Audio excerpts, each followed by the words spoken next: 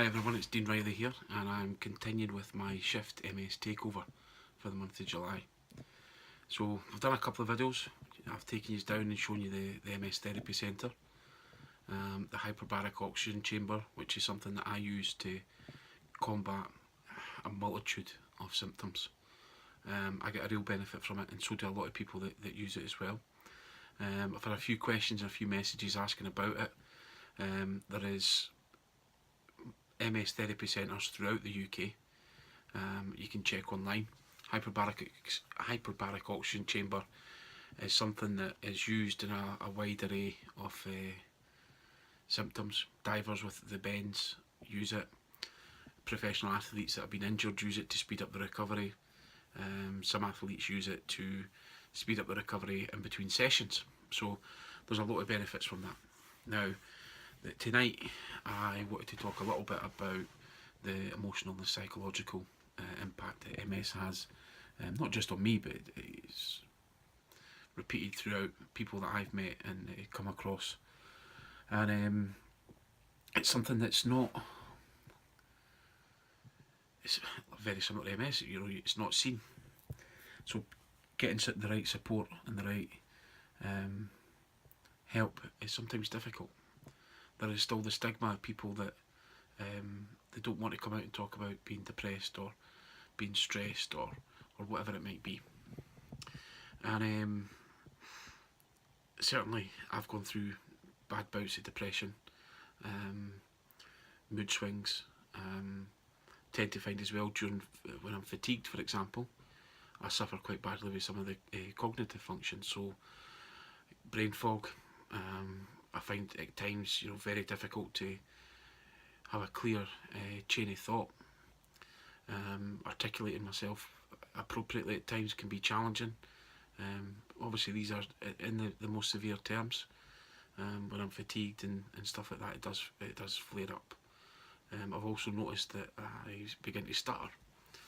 So it's stuttering and slurring my words and things like that.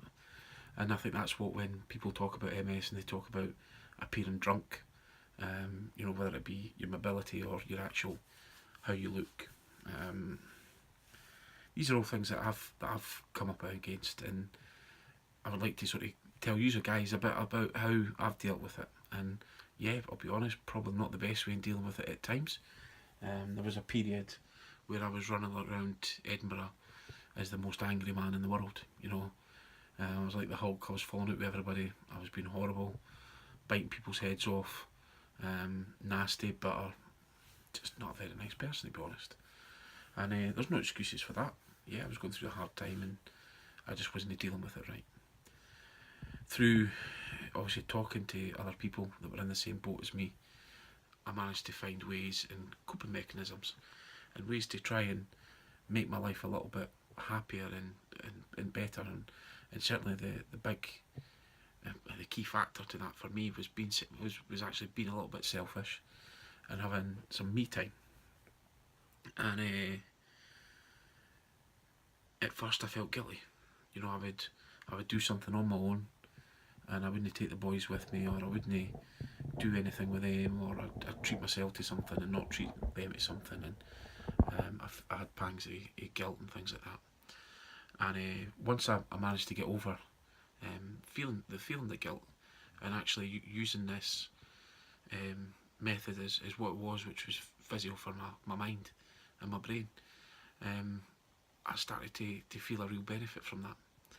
And none more so, I was speaking to someone recently, and they've been a bit under the weather, probably psychologically, mentally, and they're taking a bit of time out, and they were out one night at a concert or something, and they bumped into somebody that they worked with, and they felt so guilty. Oh no, I shouldn't be doing this. I'm meant to be off work. I should just be in the house. And the problem is, if, for example, if you tore your hamstring, you'd go to the physio, you get treatment. Nobody would criticise you for that. So if you're feeling low, you're feeling stressed, feeling anxious, depressed, and you go out and do something that is a little bit selfish, makes you happy, uplifts your mood, it's physio, essentially, in my head. And so that's how I've dealt with it. I mean, you can see I've got maybe 1 or 2 pairs of trainers in the background there. To be honest, I don't pay for most of them, but they're all little things that, you know, whether it be a bad day, and, you know, picking up a pair of them has cheered me up. And as well, I've got my marathon medals hung up there, and they certainly, without a question, help me. So when I'm feeling sorry for myself that MS is taking a day off of me, I can look at the medals and go and reminisce and say, well, do you know what, that is a day where MS didn't win. That's a day where, you know, you're a big unit and that didn't win. And that's a day where, you know, there'll be a lifetime where I might not be able to do a marathon. You know, I might never do another one, who knows. But I've done 6 so far, and I'm quite proud of myself for doing that. And again, I'll reiterate, I'm definitely not a role model. And I'm not saying that follow my lead or my example, but what I will say is this has worked for me. You know, being that little bit of selfish now and again has made me appreciate good, happy times. And on the days that I'm having a bad day, that giving myself that break on a regular occurrence has given me the mental capacity and the balance to be able to navigate through these little blips and tough days.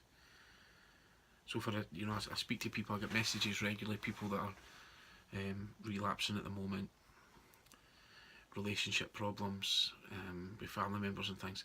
These are all really, really, even normal life, these are horrific things to go through. Losing jobs, you know, any issues like that, it's so difficult. Redundancies, moving house, relationship breakdowns on their own, very, very difficult to deal with. Stick MS into the mix with some cognitive problems, depression, mood swings. It's a minefield, and it's difficult. It's difficult for the family and friends, just as it is difficult for the person living with the conditions. Now, I don't want to bore you to death tonight talking about poor me and things like that, because listen, I know how lucky I am. I'm got a great bunch of friends, good family. You know, family, friends coming down to London to support me to do the marathon and things like that. Up to Inverness, my mate Philip came and his wife and all that. You can't put a price on that, you know. That really helps. And I think, you know, tonight I'm trying to sort of convey a little bit of how I deal with the downs, and I hope that I do it a bit of justice. But fundamentally, be selfish, people. You know, if you are struggling and you're feeling down, pick something that makes you happy, pick something that you enjoy, treat yourself, go for a swim, go for a walk with your music on, go for a run, go for a massage, whatever it might be, do it. And I promise you it makes a difference. Might not make a difference day 1, day 2, day 3, but eventually, you know, you get through it.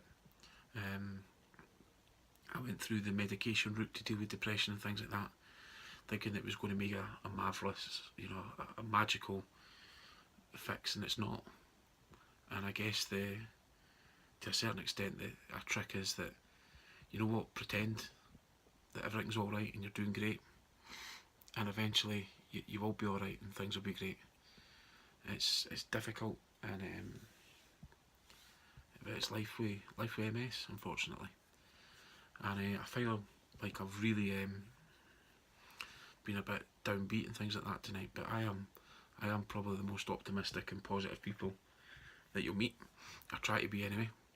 Tomorrow I've been invited to the Lord Provost of Edinburgh's garden party, so I'm taking my wee mother out with me tomorrow, and I've got kilted up, so I'll flash round to my kilt that's hanging up ready for tomorrow. And so yeah, looking forward to it. I mean, it's another occasion that is that I should never have been invited to. Had it not, well, I definitely wouldn't have been invited to had it not been for MS. So it's another occasion where I can say, you know, MS, it's meant to be a negative thing, and it's not. So far, it's given me more positives than negatives, and that's all I can keep doing, is keep trying to get the wins in the bank.